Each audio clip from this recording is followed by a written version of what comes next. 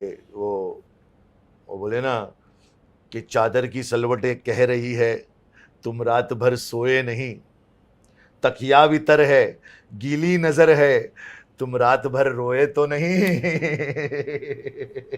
क्या बात है। नमस्कार। आज हम एक ऐसे शख्सियत के सफर पर नजर डालेंगे जिनकी कहानी आप कह सकते हैं किसी फिल्मी स्क्रिप्ट से कम नहीं लगती। एजाज खान। जी हाँ। हमारे पास पीएस रियल टॉक मीडिया के पॉडकास्ट एजाज खान एक बिग बॉस कहानी से कुछ जानकारी है और हम कोशिश करेंगे कि इसके आधार पर एजाज के उत्थान, पतन और फिर वापसी के इस पूरे ताने बाने को थोड़ा समझें। बिल्कुल। अक्सर कहानी की शुरुआत होती है उनके उस मशहूर डायलॉग से, है ना, जिसने उन्हें घर घर में पहचान दिलाई, एक नंबर मानस। हाँ, वो तो था ही। पर यह सिर्फ एक डायलॉग या कैच फ्रेज नहीं है, ये असल में शोहरत, फिर गहरे विवाद और शायद एक नई शुरुआत की कहानी है। सही कहा। तो जानकारी के मुताबिक 30 मई 1981 को अहमदाबाद में जन्म हुआ, फिर मुंबई आए, मॉडलिंग वगैरह की। शुरुआती फिल्में भी थीं जैसे अल्लाह के बंदे, रक्त चरित्र, छोटे किरदार थे उनमें। हाँ, मतलब बॉलीवुड में वो बड़ी वाली कामयाबी शायद नहीं मिली शुरुआत में। नहीं मिली, लेकिन फिर 2013 में बिग बॉस 7 में वाइल्ड कार्ड एंट्री, वो शायद एक बड़ा टर्निंग पॉइंट था। बिल्कुल बिल्कुल। बिग बॉस ने उन्हें वो पहचान दी जो शायद फिल्में नहीं दे पाई थी, और जो जानकारी हमारे पास है वो यही बताती है कि घर के अंदर उनका वो बेबाक अंदाज, हाँ, तेज तर्रार, हाँ, और गौहर खान के साथ उनकी वो केमिस्ट्री, फिर तनीषा और अरमान कोहली के साथ झगड़े, और वो उनके वन लाइनर्स तो कमाल थे। हाँ, उन सब ने मिलकर उन्हें बहुत जल्दी पॉपुलर कर दिया। और सोचिए, वाइल्ड कार्ड होकर सीजन 7 के फिनाले तक पहुंचना, वो भी उस सीजन में, वो बड़ी बात थी, बहुत बड़ी बात थी। लेकिन ड्रामा सिर्फ घर के अंदर खत्म नहीं हुआ, है ना? जी।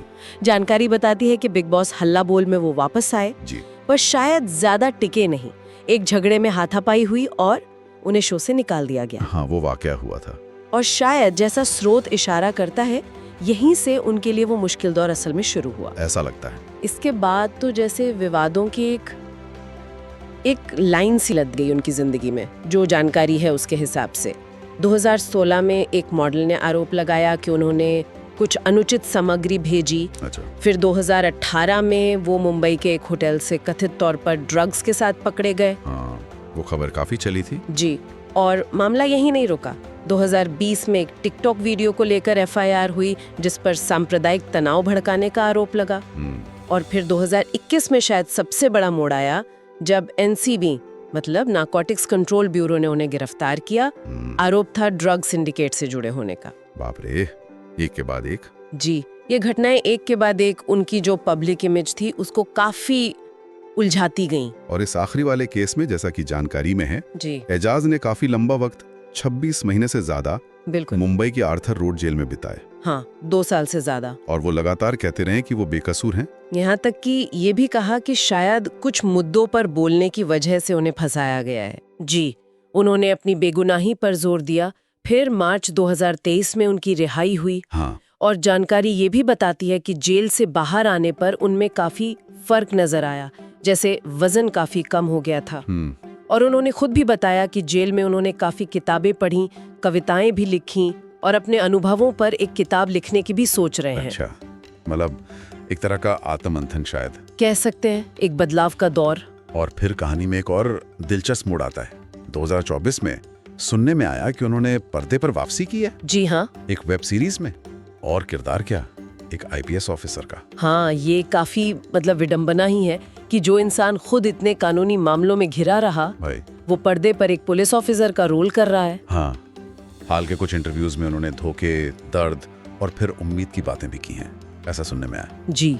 तो इस पूरी जानकारी को अगर हम समेटें तो एजाज खान की कहानी सिर्फ सक्सेस या फेलियर की नहीं है। नहीं, बिल्कुल नहीं। ये शायद टिके रहने की, लगे रहने की कहानी ज्यादा लगती है।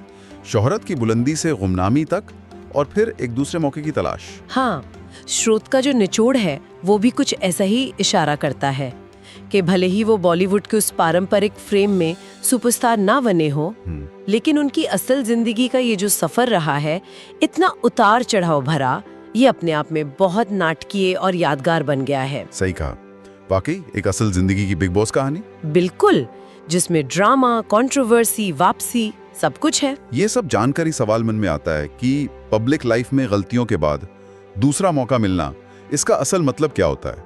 सोचने वाली बात है। और किसी की जो पिछली प्रसिद्धि होती है, जो फेम होता है, वो समाज उसकी वापसी को किस नजर से देखेगा, इस पर कितना असर डालता है? हाँ, ये बहुत अहम सवाल है कि पब्लिक परसेप्शन कैसे बनता है और कैसे बदलता है।